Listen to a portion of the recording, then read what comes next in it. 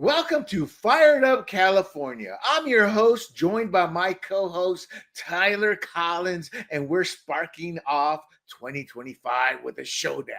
California's EV mandate versus Trump's rollback. State rights or national sense. Newsom's 2035 gas car ban is revving up against Trump's unleashing American energy push. EV sales are slowing, but the stakes are still sky high.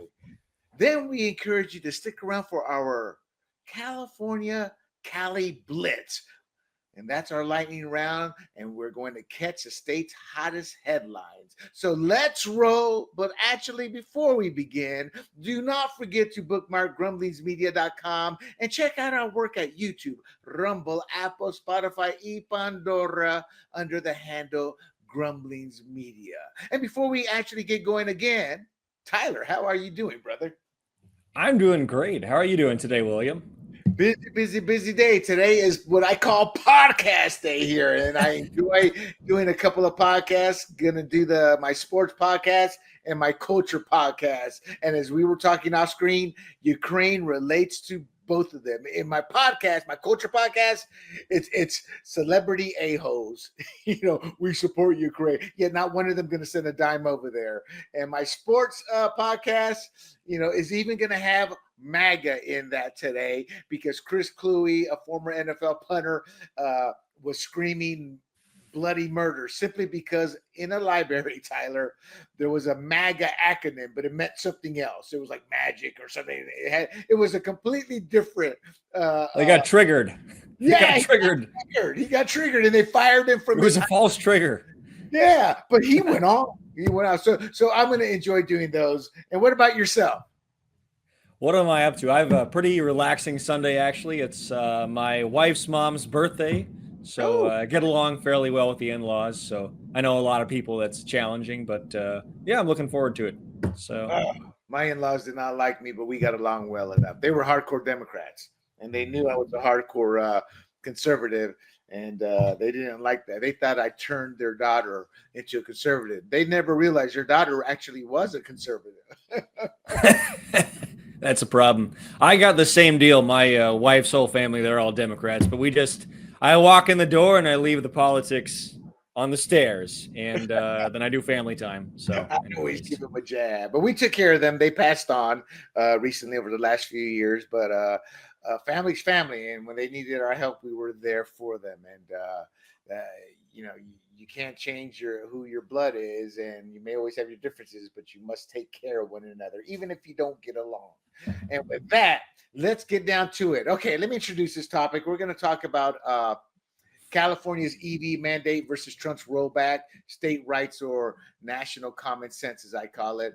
And so California's EV clash with Trump obviously is something that's going to be a major topic. EV sales, meaning electric vehicles in California, they've slowed in 2024. There's about a 2,000 unit increase.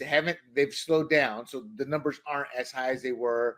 And yet CARB, which is our California something, it's what it falls under. I have it in my California Air Resources Board. There you go. Thank you, brother. But I'm not that smart. I had to look it up on ChatGPT before this, so I have it in my notes somewhere. But yeah, But anyway, though, they cite falling prices. Batteries are down 20% since 2023, and 100,000 plus chargers are in place for the drivers. And we're going to get into that. But at the end of the day, we've seen brownouts and we've seen lines in video of cars needing to be charged. We're looking at a balancing act here from automakers. They invest in EVs globally while eyeing Trump's gas car push. Well, Trump is saying, look, the people want gas.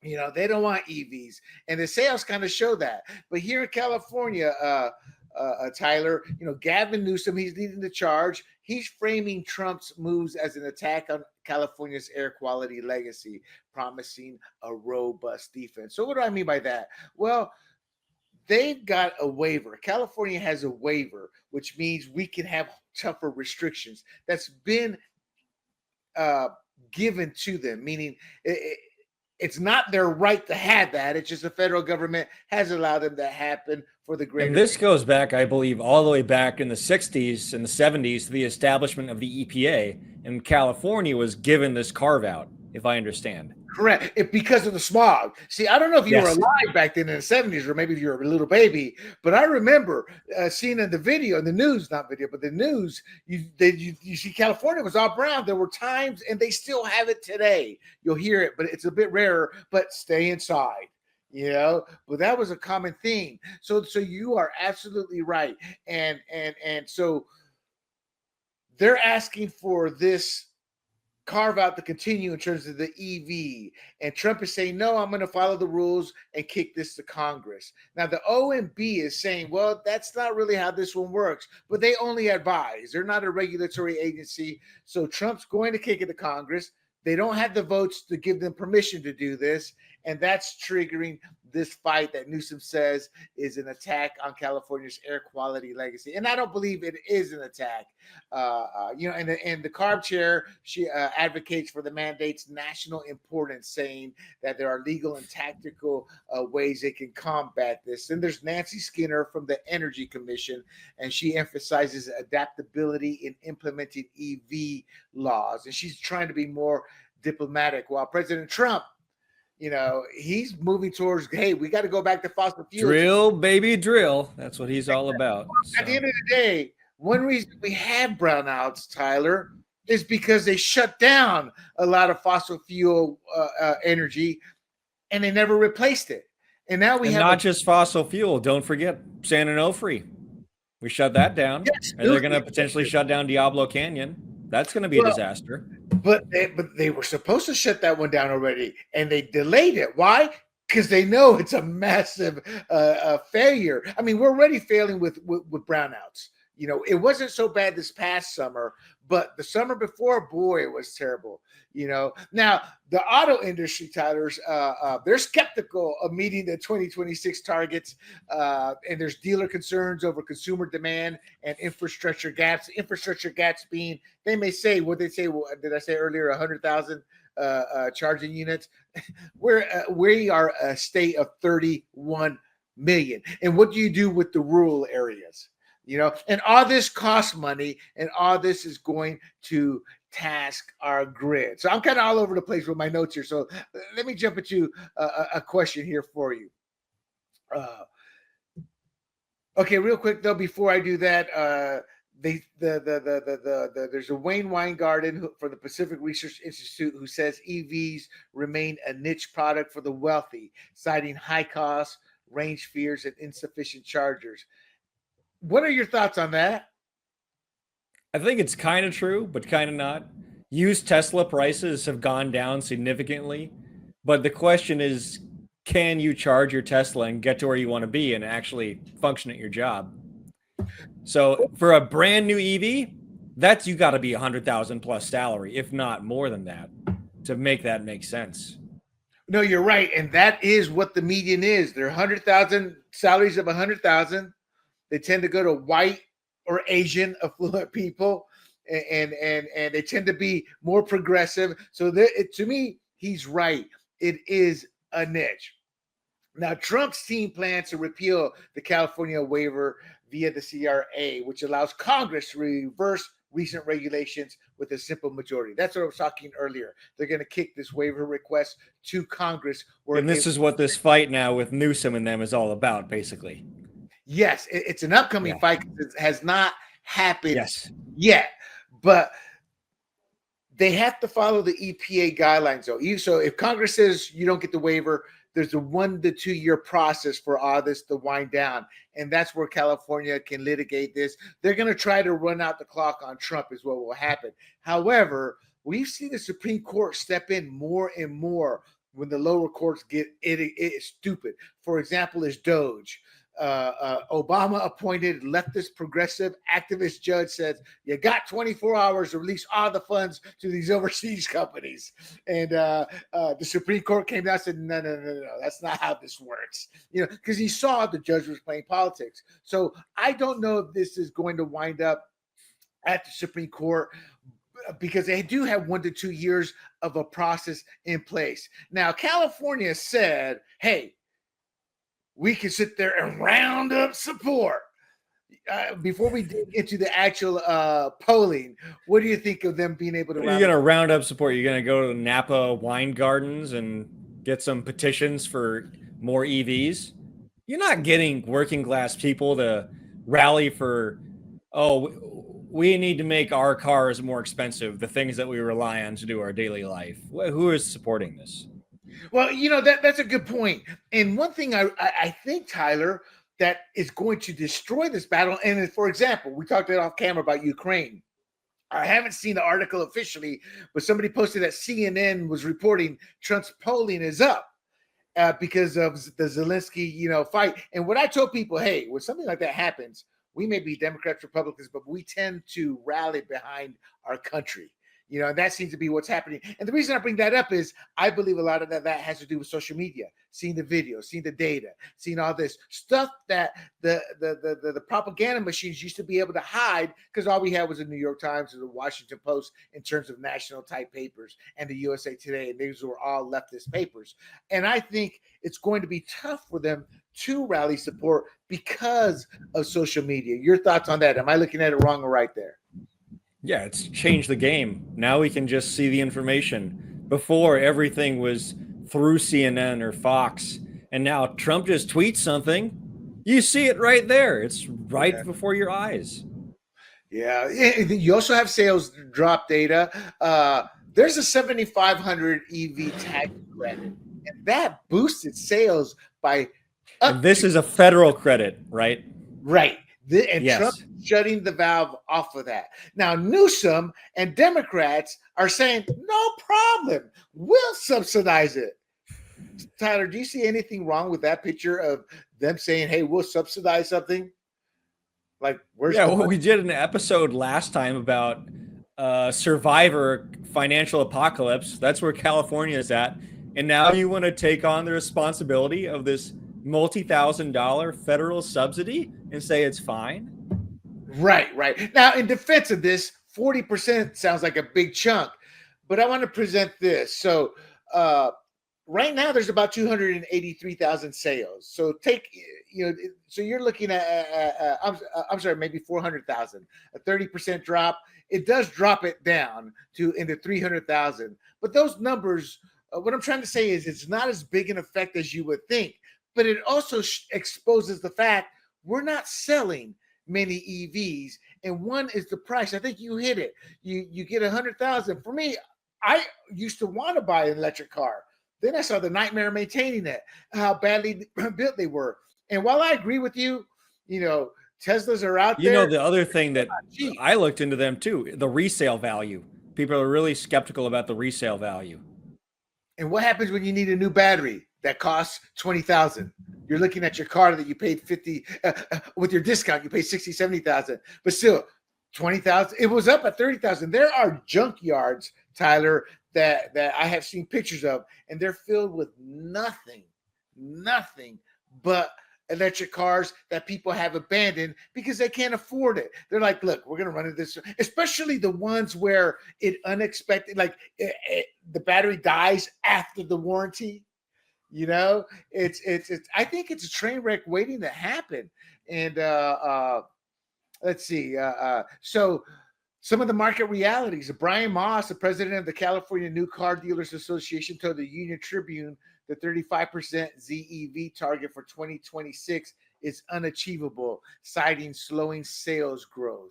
And your thoughts on that? I mean, I guess my question to you is, it seems like government arbitrarily throws due dates out there, not realizing the reality. In today's current economic cycle, do you see us, and there's no right or wrong, because we don't, I think I know, but do you see us hitting those numbers? I totally agree with you there. I think government, they just throws out things that they wish could be true.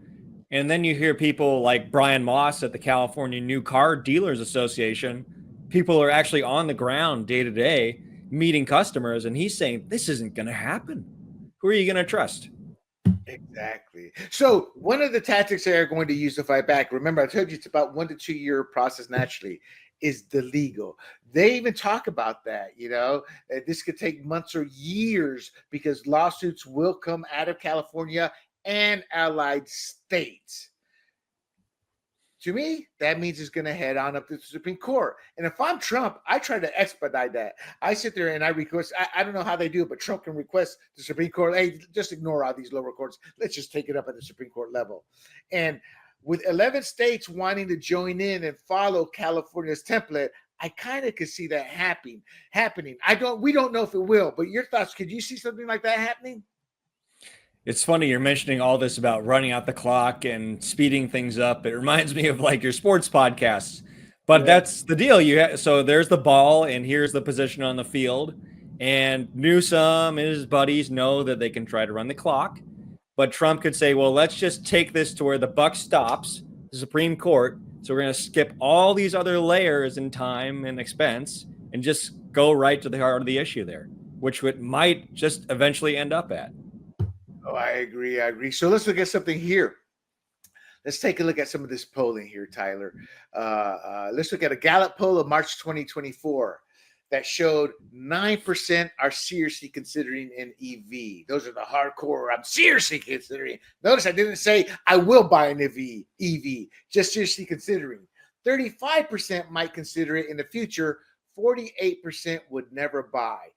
That said, to me, Tyler, that 44% that is considering an EV, I'm thinking half of that they aren't going to buy it. Why? Because in polling, especially when it comes to race issues, we're not talking, but just an easy example. When you're asked about race issues, people tend to answer how they think the poller wants to hear them say. So in other words, if somebody says, "Are you a racist?" And if you're a racist, you can go, "Oh, no, I'm not." That's an extreme example, but you get my point. They're going to answer in how they think the audience wants the answer to be.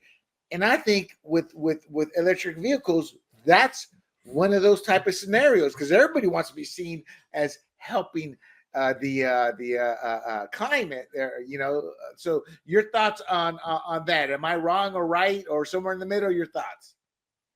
Yeah, polling's tough because just the way they ask the question, or if you feel pressured, you could answer in a certain way, but ultimately, are people buying these vehicles? And the drop in sales is really showing you how people are actually feeling. What are their actual actions? Exactly. So there's another poll, the AP NORC/Epic from June of 2024. So it says 9% own an EV, 13% own a hybrid, and 42% somewhat likely they lean toward intent but not firm on owning it. And my point in showing you these numbers is that they're really low. So for example, ownership grew from 4% from 2022-23 to only 7 to 9% in 2024. Interest peaked at 40 to 43% about that time, but then it dipped from 29 to 35%. I'm throwing a lot of numbers, but the gist of this, Tyler, is it's single digits in terms of ownership. Interest was around 40%. But the reality is that even that dropped in 2024 to about 30%. And the reason I think is because we had a crappy economy. And rejection rate, here's the important part, rose 41% to never in 2023, 48% in 2024 that will never own one. So what you're saying is half of the nation is saying, I don't want this. 11 states want to follow California's blueprint. See, so to me, if this goes to SCOTUS with 50% of the country not wanting it, to me, it's kind of a slam dunk. And before we get into the California polls, what are your thoughts on that? Yeah, I was looking at the numbers you're talking about, and some percent of people already own it. Well, the hardcore greenies and the limousine liberals, they already have their EVs. What are you going to do? You're going to take someone who already has an EV, and you can't make them a new EV customer. That's already happened. The only market you're left with are the hardcore people who just hate electric cars, and then the people in the middle who are kind of like, if it makes sense financially. And that financial argument so far it just hasn't won for these people, Let especially like you said with the economy. Let me throw a wrench in there. I didn't put it in my notes, but this is a California podcast. I was going to explain it to the nation. This is California. So we have Riverside County, which is about an hour and a half, I guess, a couple hours away. And people buy homes there who work in San Diego because that's the only place they can afford a home. Same thing with LA, Riverside County. They buy homes there because they can afford it and they drive. If you're going to mandate these things and the charging becomes an issue, the lines become an issue, the cost of the car becomes an issue, I think that's another potential nail in the coffin that Gavin Newsom doesn't really care about. What I'm saying is they're going to reject it, but Gavin Newsom is so full of himself, he doesn't care. I mean, if he can shove this down those people's throats, he doesn't care about them. What's that say about Democrat politics and how they view the state? Well, the people out in Riverside aren't really the ones represented by our, the hardcore Democrats of our state officials. It's all the coastal elites who have the funds and they have the charging infrastructure right there in Berkeley, and they can go to the university and get their little coffee. But that's not the same deal for someone who hauls freight and maybe they live out in Temecula because it's cheaper and they can get some land. I also question the polling. If you go to the barrio, or if you go into the ghetto, hey, what you think of electric cars? You're not going to get the 60% of Californians support the 2035 gas car ban mandate, because that's what the LA Times reported this year. And that's not a raw poll number, but it's cited as a public sentiment. So they're implying majority interest in EV transition. And what I read that as, we don't really have the actual poll numbers of this, but that's how they're feeling. So it's not truly a number there, but that's what they're saying. Again, let's go back to what we talked about briefly, the demographics. So 25% of new car buyers chose ZEVs, which is about 400,000, suggesting 25% firm intent among active buyers. And can you just explain for the audience, what is a ZEV versus an EV? A ZEV is, my assumption was it was a hybrid. Okay, good. Just to explain that for the audience. So, all right, hold on one second here. Well, Tyler, we quickly looked it up, and what is it for the audience here? A ZEV. So ZEV is not a Z electric vehicle; it's a zero emission vehicle, which includes electric vehicles, but also things like plug-in hybrids and hydrogen fuel cells. So I may not have been technically right, but it includes all of them. But in essence, they produce no tailpipe exhaust emissions of any criteria, pollutants, or their precursors. That's impressive for a hybrid, isn't it? Yeah, that is a plug-in hybrid, because depending on them, you can go around and do your daily shopping just on that small battery. Right. And that's the reason I will not buy a hybrid, an EV in California. It's not that I don't want to support it. One, they're too expensive. I don't feel for my income level it's worth it. Two is if I can. So, for example, I'm going to start going once again to the Republican Party events, the once a month down in Town Center, which is in San Diego. People, it's close, very close to the San Diego city limits. I live in a rural area. That's a 45 to 50-minute drive. There and back on an EV. Oh, well, you'll get there. Yeah, but I don't want to be stressing. I'm already old. I don't need a heart attack. Hey, will I make it? And I got a friend who has a Tesla, and it's like every time I call him to meet somewhere, he's like stressing, like, oh, my battery's at a quarter charge. My battery's at a half charge. Let's meet here instead. Because it's range anxiety. He gets range anxiety. Yeah. So, and it's not that I don't want to support it. It's like, I'm a realist. I'm a pragmatic person. And I don't think sales would be cut much, much deeper without these subsidies, But here's the demographic real quick before we close this out, though, so the people know who in California are buying this. And then give me your thoughts. The income level, 50% are over 100,000. In terms of income, 75% of the purchasers are white or Asian, or as Democrats, when they're battling Asians, call them the other white meat. And for those wondering, I do have Chinese in me, so get off my back. But they have called them that. Why? Because they don't fall under your typical minority demo is why. So education, 50% or more, Tyler, are college graduates, which goes to my Riverside comment, the working class, which goes to my polling comment. Who are they actually polling with these questions? The average age is 30 to 44. 42% of the people are 30 to 44. The geography. So these are yuppies, basically. These are yuppies. Yeah, but look at Tyler with the old school term, yuppies, man. That was an 80s term. Yuppie. It is. That's where it started. It was in the 80s. I forget what they call them now.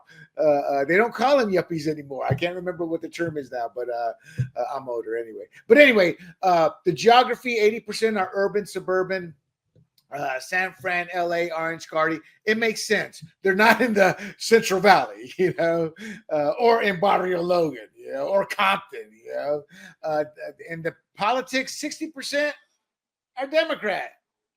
Your thoughts on those demos? Yeah, it adds up with what I've seen in real life. My wife, her family, they live in UCI Hills, and it's like every car is a hybrid.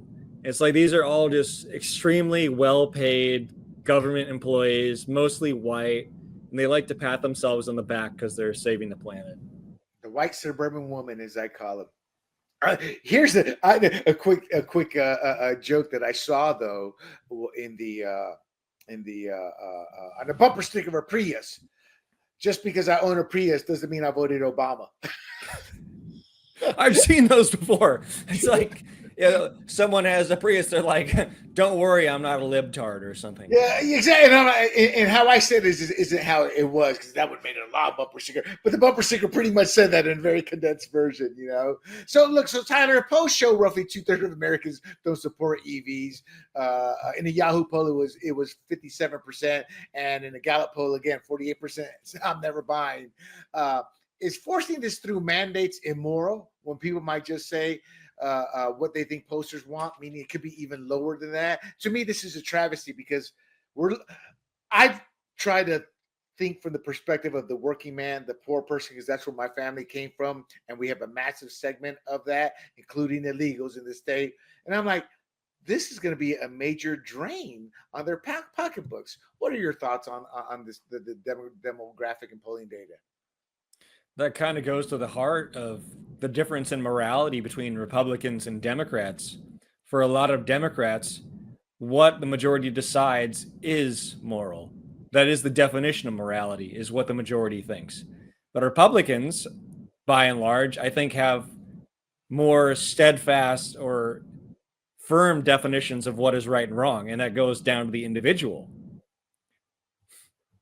I can't argue that at all. Now, I think you may have answered, but if you didn't, do you think people tell pollsters what they want to hear in certain situations? I couldn't believe. So you talked about that concept about people like telling pollsters what they think sounds good. Yeah. I would never do that. Like, it just doesn't sound like right to me. Like, who cares what some pollster thinks of me? But I looked into this, and a surprising amount of people, they'll answer like what they think the pollster wants to hear or what sounds like the appropriate attitude to have. Exactly. Which is crazy, but it happens. Right. I knew that for decades ago because when I did my startup, I couldn't afford a survey questionnaire. So I bought about 4 or 5 books, and I became a semi-expert on it in terms of how people think. The most important thing I learned that I actually saw in action immediately is there's a certain way to write the question you're asking to get a fair and neutral and unbiased answer. Then when I got into something that I wanted to touch on as well. So think about who's writing the polls and conducting them, and what agenda do they have? And I saw that in politically speaking, that's when I really first started to blow up. And ironically, the first time I experienced it, and he's doing a great job right now for California, is Carl DeMaio. But when he was running for Congress, the most biased polling, and then I learned this is all coming from the DeMaio camp. I mean, I'm trying to think of a question. It's one of those questions where you're damned if you do or you're damned if you don't. It turns out you answer it. It would make Carl look good and make Daryl Issa look bad, It turns out the polling. And I was like, who's doing this polling? And then I went to the event. Oh, that's Carl DeMaio's group. Yeah. but that's how polling works. And I'm not knocking Carl. They all do it. I am knocking Carl, but yeah, a little bit, but yeah. But I'm saying it just. I mean, he's doing a good job. He's smart. Carl DeMaio is in. I just sent a page to my fired up team, the national team where we cover national politics, because we're all San Diegans. I go, this is why Carl DeMaio is a force, and I sent him all this data. I go, Brian Jones isn't doing this. Andrew Hayes didn't do it earlier. It's like, this is why he's going to become a force, because he's incredibly smart. Anyway, Tyler, any final words on this topic before we move on to our Cali-Blitz? Cali-Blitz. Yeah, I think we just about summed it up. It's going to be really interesting to see how this develops and to see whether Trump can get this quickly to the Supreme Court or Newsom and his cronies are going to drag this out. But we'll see. That's true. And whether California's 2.2 million ZEVs, zero emission vehicles, and 400,000 sales hold the line, we will see, or we're going to see Trump's rollback rewrite the road. 2025 does set the stage. State defiance or federal muscle. Only time, and as Tyler said, the courts will tell. All right, my friends. Tyler, let's move on to our lightning round, the Cali-Blitz. And Cali-Blitz. We take stories from around the country, around the state, and we briefly talk about those. So the first one is Bonta shrugs at California's ashes. Dead or alive, he's got the votes locked tight. I apologize to Chicagoans with the dead or alive. We know y'all have the hold on the dead voter. My dad, 19 years old, Tyler, just a couple years ago said, pretty soon I'll be voting Democrat. So Bonta's legal priorities. So our Attorney General Rob Bonta seems to be chasing headlines over statewide relief. He's pouring energy into high-profile lawsuits against Trump and Musk and Doge, and siding with other AGs, giving us splashy statements. He's prioritizing national political clout over California's pressing crisis, and he's dodged local accountability. So, for example, there's a lot of stuff he could have done in fires from a couple years ago, the current 2025 fires, and then he did not protect the people when Jorge Gascon was letting criminals and murderers and rapists out through revolving doors. For example, to the audience, if somebody pulled a gun on somebody, a criminal put a gun on the innocent person, Gascon would ask, well, did he shoot you? Well, then that's not really a crime if he didn't. I mean, it was that bad. And he did nothing to protect the constituents. And the reason I bring this up is because he's going after Trump and Doge more than looking at ways to protect our wildfire victims at the moment. Your thoughts? Yeah, it's really sad to see. Again, this kind of reminds me of, we talked about Karen Bass and the wildfires and Democrats prioritizing political goals over helping ordinary people. And we see this with Bonta. He's going to go after Trump and Musk instead of solving things like crime and all the wildfires. And he should really be focused on that instead of this.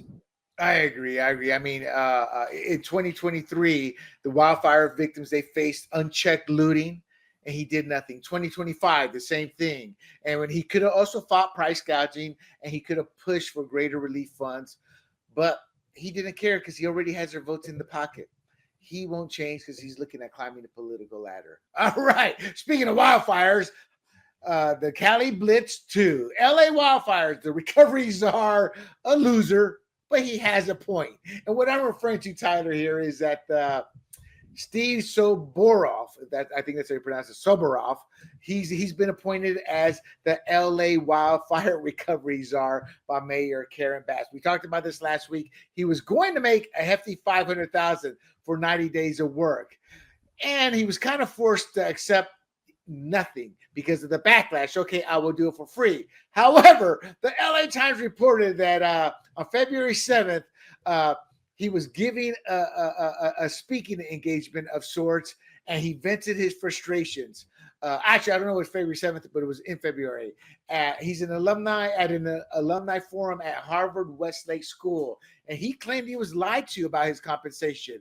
He emphasized that this is costing him, that he's not a billionaire, that he needs to sit there and make something. So he walked that back after the LA Times reported it. But the cat's out of the bag. He's pissed that he's not getting paid his 500 G's. Your thoughts on this? This kind of sounds like the Democrats are having a tough time keeping a cohesive front. We got some fracturing, and the backroom negotiations are getting out in the news a little bit. Oh, I agree. However, to me, this also reeks of cronyism. He's likely a well-connected insider. He likely got tapped for this gig with a wink, and a nod. He was expecting. Yeah, Pig's not happy he got pushed away from the trough. He wants his oats. Yeah. But here's the problem. He should get paid something.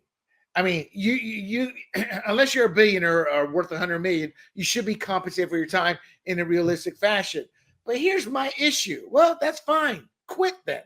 Nobody's got a gun to your head to keep going with the job, but I think he's not going to quit because he's hoping for a payout. And on the flip side, Bass and Newsom don't want him to take a damn dime, so the papers don't use that against him. And they're hoping for not Santa Ana wins, but the wins of forgetfulness. So we put this behind our rear view mirror. Do you think he's still banking for a payout in this? Because he could quit, don't you think? Well, the other thing that comes to mind is, what is Bass or Newsom going to promise him down the line and say, all right, this is in the news right now. You can't take a salary. But guess what? 1 year from now, 2 years from now, we're going to line you up for this great thing. So who knows what that's all about, too. See, I think that's what he's hoping for. If he quits, we'll know that didn't come through. And look, he's a low man on the totem pole. Newsom has presidential ambitions. Karen Bass, whether she realizes it or not, she's at the end of her road. So they can promise him the world and not actually commit, anything to it. All right, let's stick with the LA wildfires. This one's going to blow your mind. The ugly truth is emerging. So the LA Fire Department, they identified over 1,000 fire hydrants needing repairs during inspection conducted months before the devastating Palisades fire that took place January 7th. They didn't take place. They happened January 7th. I made it sound like an event. Oh, it took place, But they failed to notify the Department of Water and Power until mid-February, just a week or two ago. Your thoughts on that blatant disregard for safety? This is just bureaucratic dysfunction. This is just the worst of what you'd think that California is, this kind of mismanaged, misrun Democrat fiasco. This is just an example of that. Tyler, some of these were damaged as far back as January 24th. And you hit it on the head. There was one time where they only told him there are only 200. Something bureaucratic. It's such a vast behemoth. It needs to be more centralized, smaller units operating certain specific areas, and it funnels into a system. But it appears that's not happening because the communication broke down. And this raises the questions about whether low water pressure during the blaze was linked to these unreported failures. We'll never know. But you're right. It's a systemic dysfunction, and it's a leadership fallout. When you hear something like this, do you think that there's legit justification in firing Kristen Crowley? There could be. I mean, is that why she got fired? No. But yeah, if you're the fire chief or you're high up in the organization, yeah, you are ultimately the one who is responsible for the performance of the organization. Exactly. And this is just unacceptable. Exactly. All right. Well, as time trudges on, I think the LA wildfires are going to peel back layer after layer after layer of negligence. And it's going to expose why these fires are arguably the worst in California's history. However, the accountability. We can make a new segment. It's the onion of negligence and mismanagement. There you go. Every week we'll just peel back another layer. Yeah. And the rebuild, Tyler, is going to be nothing but a Democrat crony fest. Overpriced, underdelivered, and deaf to residents' pleas.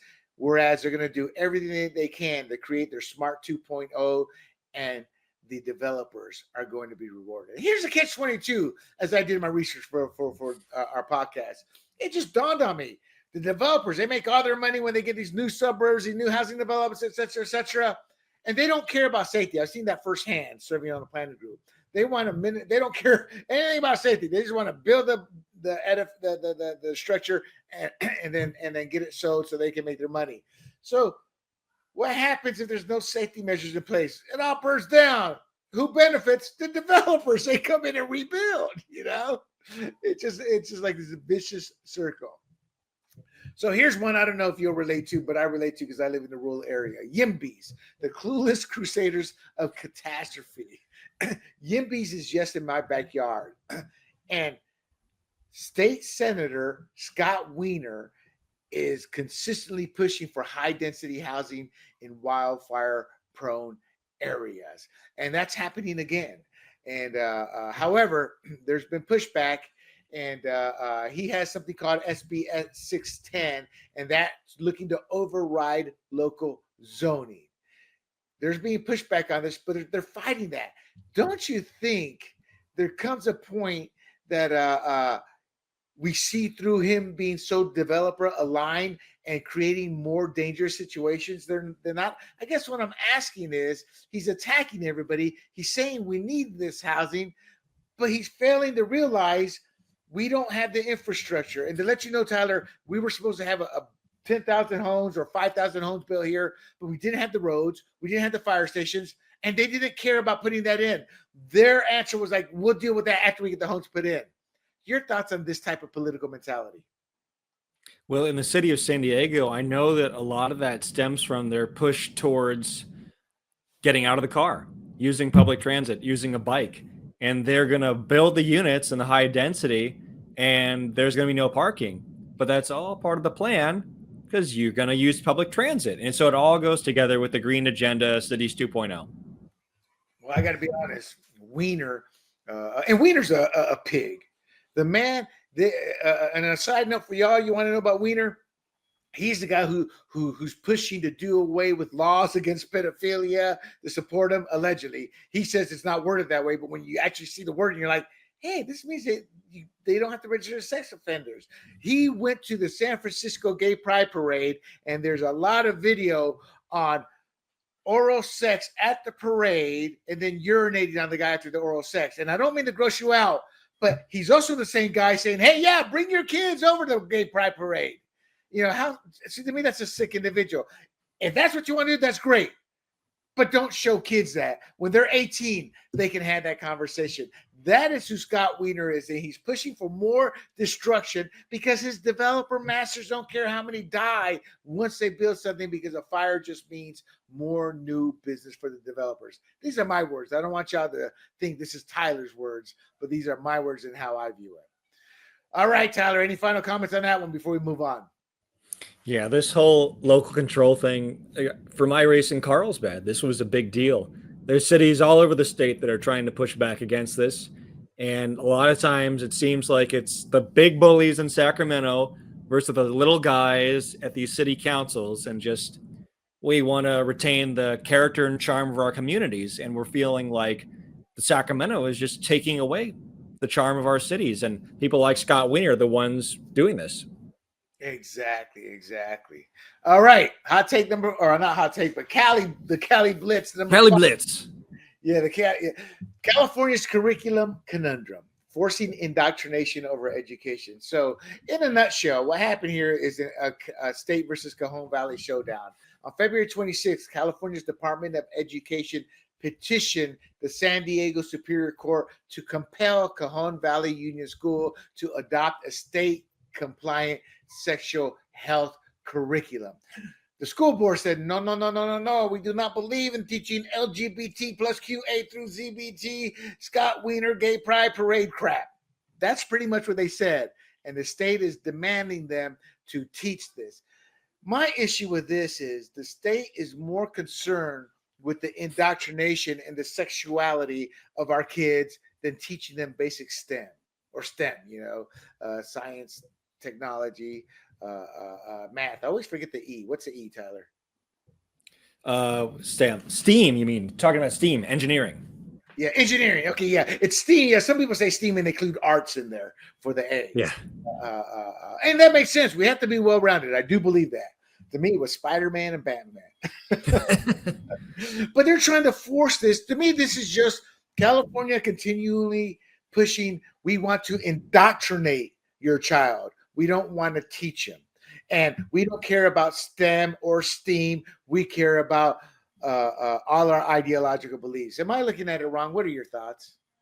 I think you're looking at it the right way. And I wish every article we went over wasn't just like making me pissed off, but I read that and because the California Democrats, they'll talk out of both sides of their mouth. They'll say, on the one hand, we don't want creationism in schools. And on the other hand, they're going to say, well, actually, Cajon Valley, you need to teach LGBTQIA plus whatever alphabet land stuff, and you're not doing it, so we're going to sue you.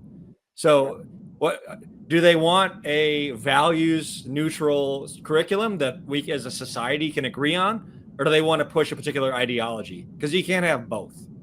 Exactly. And let me backtrack a little bit, not in what I believe, but and Tyler will probably agree to this.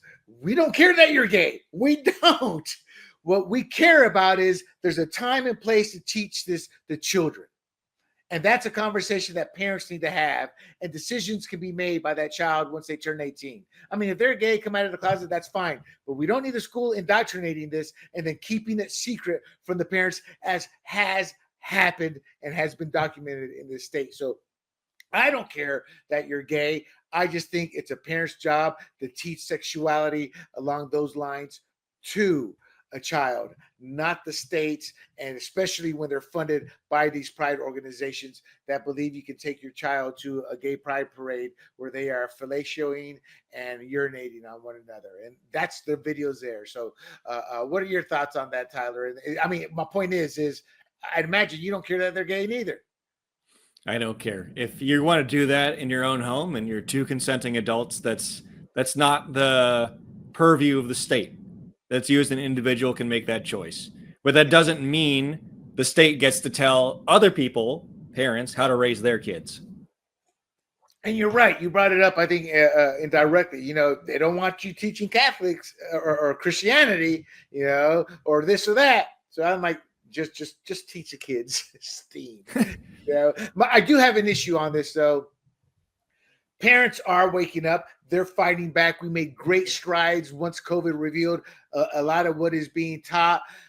But my issue here, Tyler, and I don't want to put you in a spot because I know you're still very involved with the Republican Party, but the main Republican leaders, they're MIA until the heavy lifting is done. Then they swoop in post-victory. They claim part of the glory, and then they campaign on it without breaking a sweat. And we're stuck in a slog because we lack a united front. Parents and grassroots warriors, they tend to do the heavy lifting. Then community voices come in, and then the GOP brass comes in at the very end. So until we get a coalition of all those groups to gel together, we're going to have a brutal uphill battle every time. And we are losing ground, and we're exhausting ourselves, these parents, to hold the ground. And these parents age out. Once their kid's gone, they kind of stop the battle. And unless we have somebody on deck to keep fighting, it's a brutal uphill battle. Am I looking at, please, I want you to tell me I'm looking at it wrong, but I don't think I am. No, we're on the same page there. And just to add to it, this is why the Democrats are winning, is because the Democrats do have this cohesive strategy in terms of we have county parties, state parties, national parties, local parties, and all the infrastructure works together in harmony as a well-oiled machine. Right. I agree wholeheartedly. I always tell people, you want to learn how to fight? You take the Zelenskyy tactics and you apply them to the righteous truth, because we just care about the data and the facts, but we need to fight like And it doesn't even have to be immoral like Zelenskyy, like this Nietzschean sort of Machiavellian thing. It can be just about organization. The Democrats are just extremely well organized. And if Republicans want to win, we have to do the same thing. We need to be very well organized. Well, they're organized. I think what you're trying to say is the Democrats have built-in coalitions. You know, yes. Yes. They take their organizational level. And the Republicans are organized but we're not an effective organization. Right. And now, again, and I'm giving props to Carl DeMaio here. I got an email from him because we all know Carl DeMaio runs the Republican Party now. It's an ugly truth.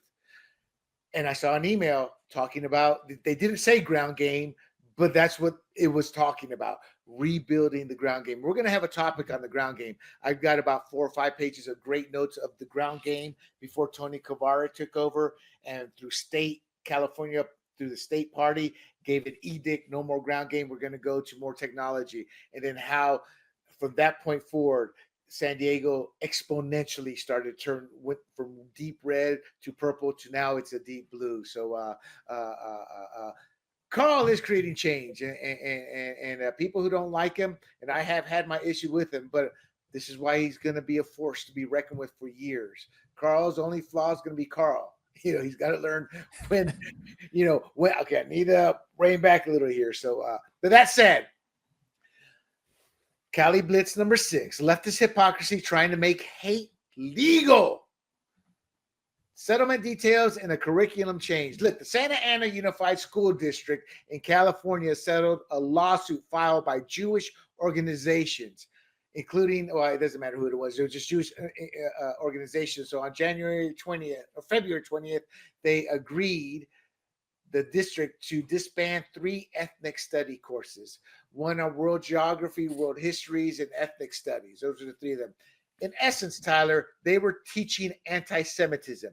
They purposely set up meetings where Jewish leaders weren't included in creating the curriculum. And in essence, they set up Israel as they're the reason for all the problems in the Middle East. It was a lot of anti-Semitic hate. And the reason they're able to win some of these is because you still have to follow the Brown Act. The Brown Act is a legal thing of keeping your ethics up front, being fully transparent, and they weren't. 2 questions for you. How the hell did they get away with this anti-Semitism? And 2, and I don't know if you have the answer because I don't, why are Jews so hated? They seem to be like the poster child for hate from many pro-Democrat groups. Yeah, it's been a really sad turn of events in the last few years that you've had this pro-Palestine wing of the Democratic Party and the progressive ranks has completely gone off the rails in terms of anti-Semitism. And now it's leaking out into things such as Santa Ana here that we're talking about, and creating curriculum that's anti-Semitic.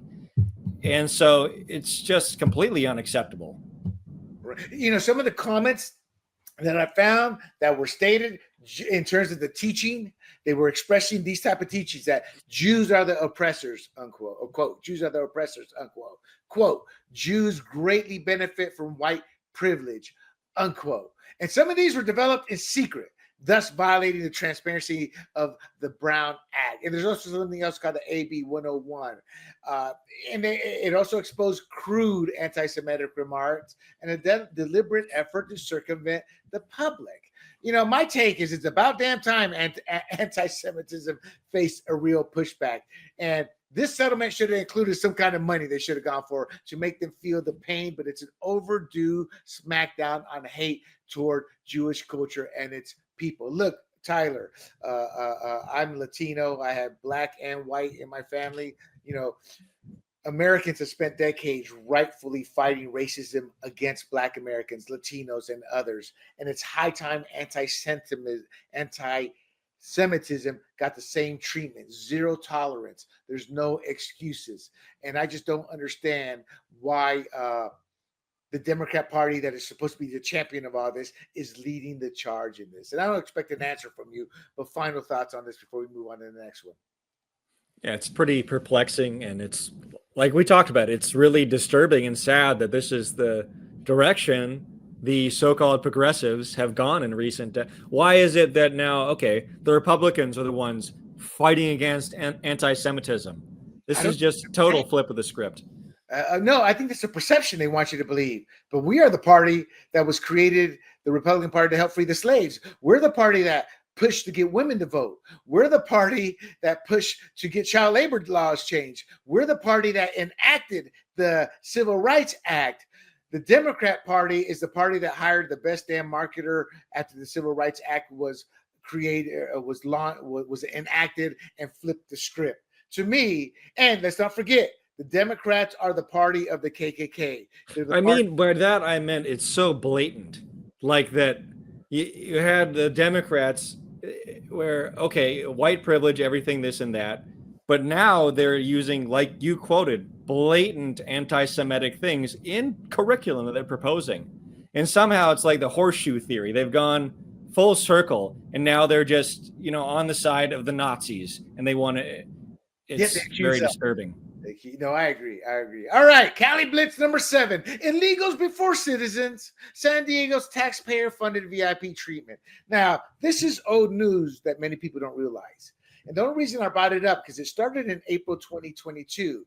Our San Diego Board of Supervisors is giving $5 million a year to cover legal fees for immigrants facing deportation proceedings. Tyler, we talked, was it last week or 2 weeks ago, that the San Diego Board of Supervisors is facing like $120 or $150 million shortfall, and they're still paying this $5 million.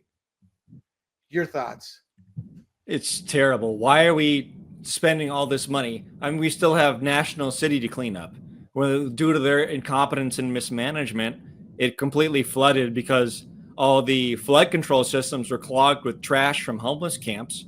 Why are we spending money on people who aren't even citizens? Let's have it go to benefit the Latino communities and other communities in National City. Well, that would probably fall under the city, but there's ways that the county and cities have worked together to help one another out. But I get your point, because look, we have our own issues. We don't have an infrastructure here in Valley Center. We fall under the Board of Supervisors. So they want to build more homes, but they haven't built a new road in San Diego, in Valley Center, in 60 years. Not to mention, one of our so-called evacuation routes doesn't exist because you go a mile and then you run into private property and the fence up there, then it's a dirt road. There's this. So it's like, and it may not be 5 million, maybe 6 million. You know how they play with numbers. But man, my take is, look, California's leadership, exemplified by the Democrat Board of Supervisors, is hell-bent on prioritizing my brethren Latinos, but they're illegal over we tax-paying citizens. You can't funnel millions into legal aid for deportees while the state's infrastructure crumbles and homelessness festers. All right.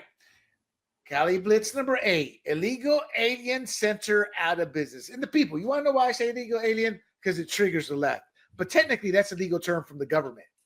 The AP has slowly over the years shifted it with the Democrat help to give words that kind of like make you feel for the illegal alien. Oh, they're just poor little immigrants trying to earn $1. So, and I'm sure you saw this. The Jewish Family Service of San Diego. It's an NGO. It was being funded, and Doge has cut the funding off. But even though the funding has been cut off, they had their lowest. Nobody showed up. They weren't processing illegals. Once Trump took office, the gravy train in terms of the open borders kind of stopped. It had assisted over 248,000 migrants with temporary housing, meals, transportation. They treat them better than the homeless since 2018, and it is gone because the border crossings dropped sharply. So they've laid off the 115 employees, and they're citing changes in federal funding and policy. My question to you, Tyler, is your thoughts on that? But they were also. I like how they phrased they laid off their employees because of changes in federal funding and policy. What they really mean is we actually have a secure border now, so we don't need to exist anymore.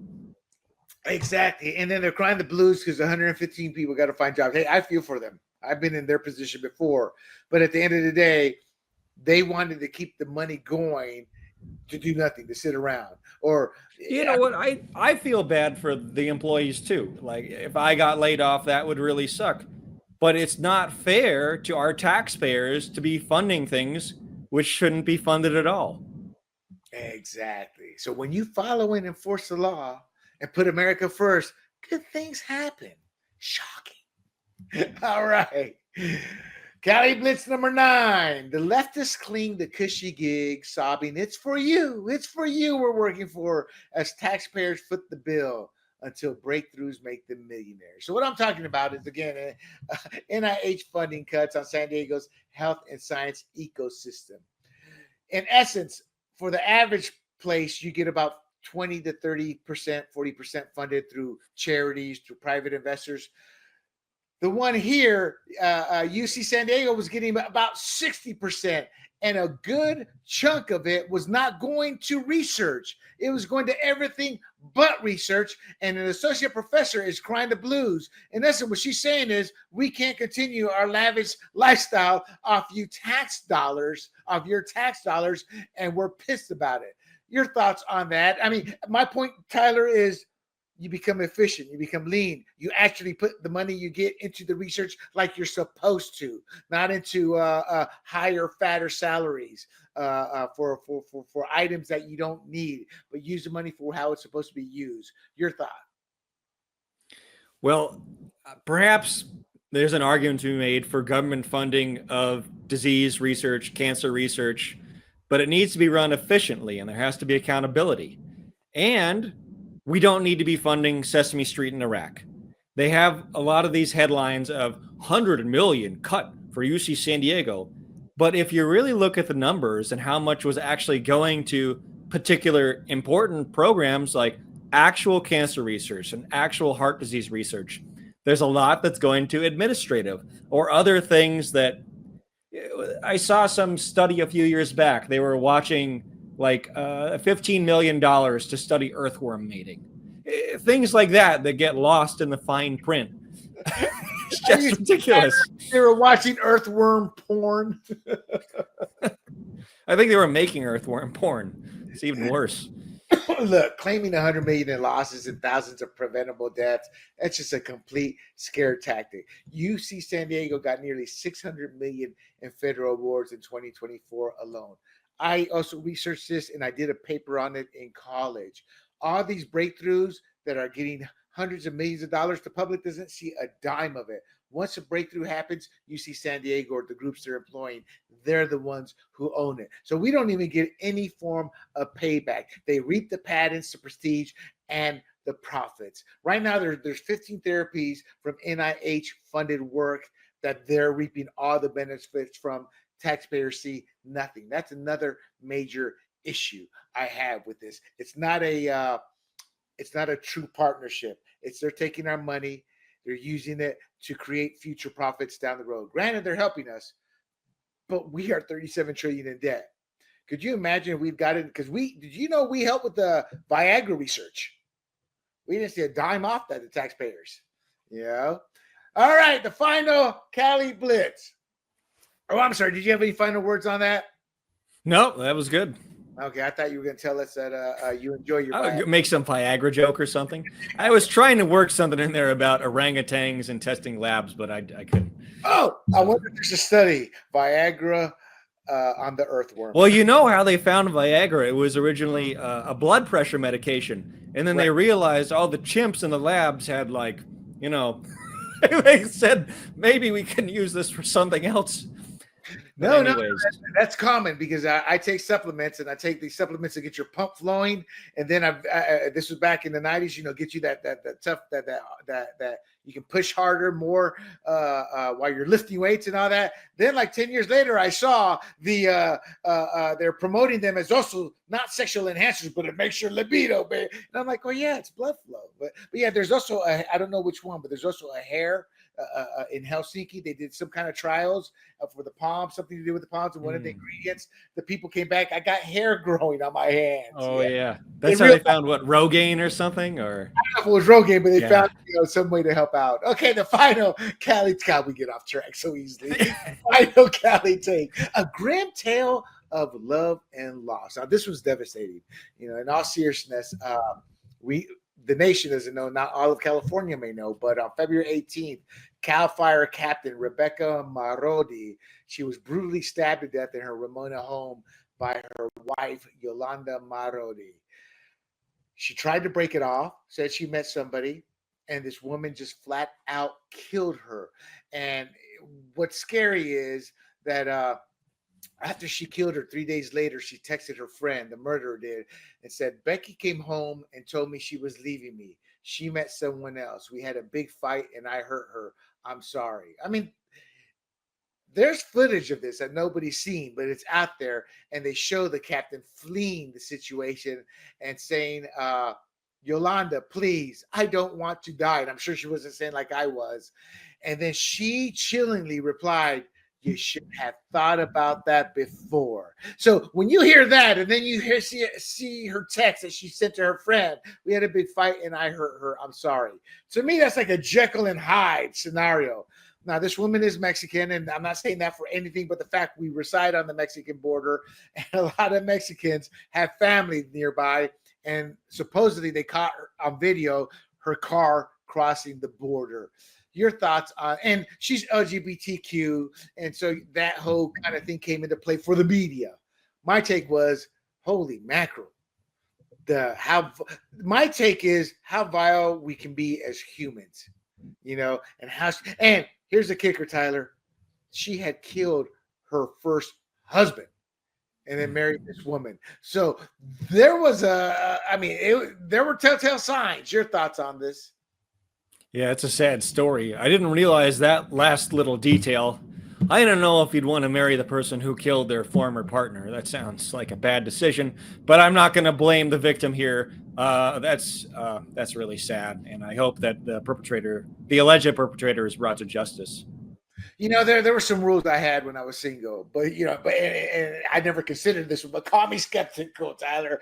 But hitching your wagon to someone who's already got a body count for murdering their last spouse, as you said, that's a gamble I wouldn't take with a 10-foot pole. So I'm not blaming her, but I'm like, what were you thinking? But then again, when you're in love, it's kind of like that wife and that domestic abuse. They think they can change the person, and the twist of life even further. She's still out there free as a bird.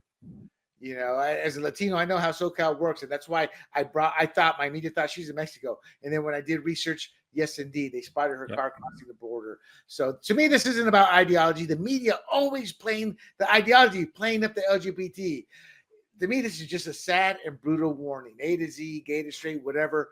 You just need to choose your partners wisely, because making a bad decision could really hurt you, as this individual found out. So my heart goes out to her and her family, because it's a sad tale. Any final words on that before we close the show out? Yeah, same thing. It's a tragedy, and I hope justice is found. So, gosh, yeah, I understand.